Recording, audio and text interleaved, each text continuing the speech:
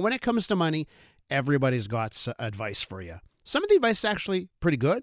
Some of the advice, very, very bad. As we kick off this hour of the show, we're going to take a look at the most egregious, the worst pieces of advice on money that you may be getting out there. To talk about it, we go to Nicolas Bérubé. He's a journalist for Presse, and he's also author of the book From Zero to Millionaire, which is out in English. So go check it out. From Zero to Millionaire.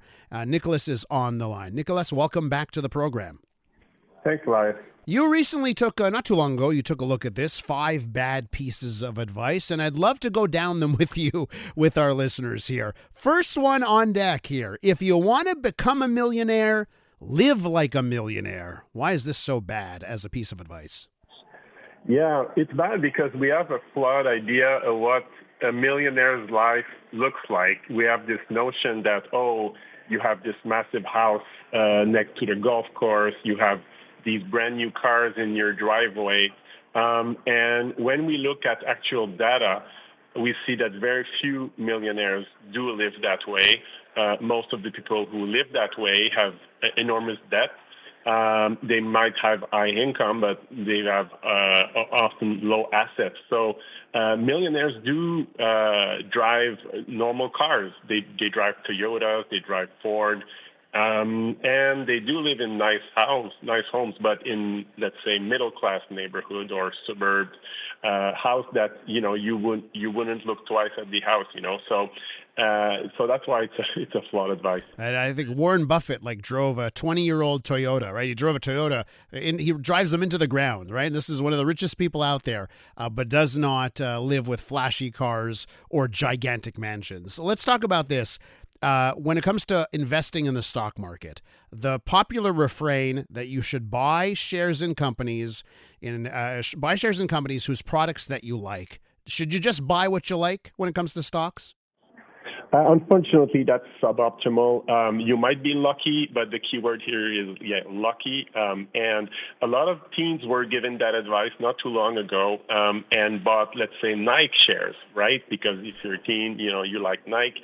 Well, Nike shares have lost over 60% of their worth over the last couple of years. So that wouldn't have been good advice. And the thing is, when you're buying individual shares, you're taking on a lot of risk. And it's not a compensated risk. It's a risk that it's easy to diversify, so the market won't recognize that you take the risk and give you a higher reward. So it's better to be diversified and to own the whole market instead of trying to pick, companies or don't know. Now, this next one, Nicolas, I think, man, I'm going to have real estate agents yelling at me, sending me bad text messages, okay? Because your next piece of advice, real estate is always a good investment. You're telling me that's wrong?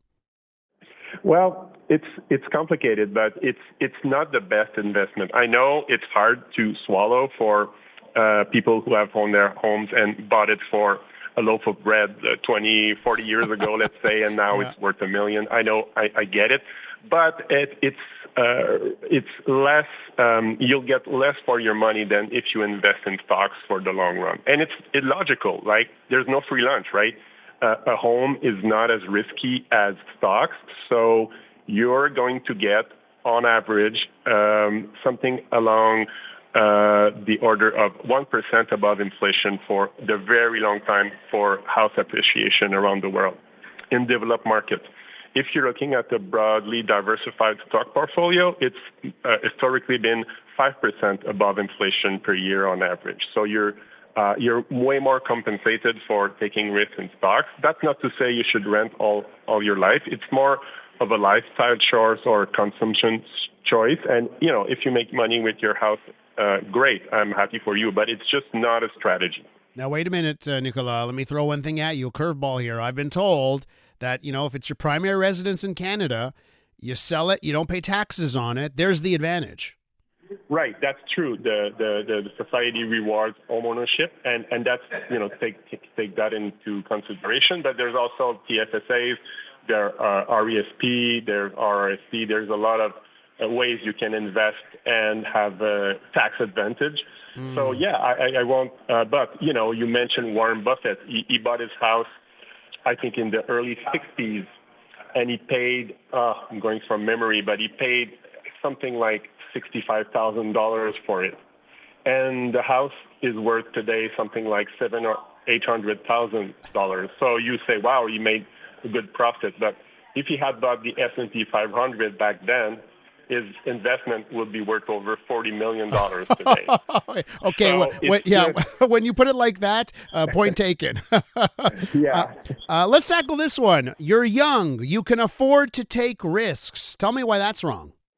Well, it's not 100% wrong. It's true in terms of your investment because you have a long horizon in front of you. You can, withstand bad years and good years, and it will average out. But if you want to buy a house, let's say in 2 years or 5 years, you cannot take a crazy amount of risk because the market maybe won't, go your way in such a short period of time.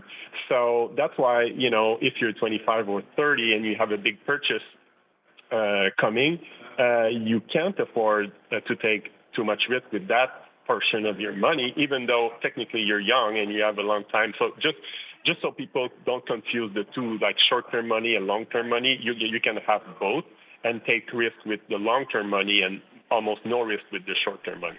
From time in the market to timing the market, the last piece of advice here we want to tackle, bad piece of advice, wait for the market to go down before investing. Why is that a bad piece of advice? Yeah, it's bad because, first of all, we can't know what the market will do next, tomorrow, let alone next week or next month. So it might be as low as it gets, right? And again, the dollar that's invested can work for you from the moment it's invested. If it stays in cash, it won't do anything for you. So on average, it's been studied in many, many countries, and the relationship between investing right now and, having better results is 100%. So you'll get, on average, throughout your lifetime, you'll get more out of your dollar that's invested. That's the one who's, quote unquote, waiting for the sales or waiting for cheap stocks. And I started invested, I think, 15 years ago when the Dow was at, I think, 12,000. And it was high at the time. I remember thinking, wow, I'm late to this party, but now the Dow is at 50,000. So had I decided to wait for, quote unquote, a discount, I would still be waiting. So that's basically the notion. And it removes the idea that you have to, time the market and you have to be smart about these things. The more you can automate and the more you can just not think about it, that's going to be better. Nicolas, we're going to leave it there. You do great work at La Presse, and I'm going to direct all of our listeners to your book, which you have published in English, From Zero to Millionaire. Everyone should go check it out. Nicolas, thanks for coming on. Thanks, Elias. Nicolas Bérubé right there. Do go check out his book. Hello, Canada. This is Bryan Adams Radio. Hosted by Bryan Adams himself. We'll play a few of mine, a ton of my favorites, and some must-hear behind-the-scenes stories from the world of rock and roll. One thing about doing rock and roll so long is you end up meeting a lot of the people that you admire. Sometimes you even get to work with them. It's only love, and that's all. Bryan Adams Radio. I'm coming back to you. Now available on the free iHeartRadio app. Everybody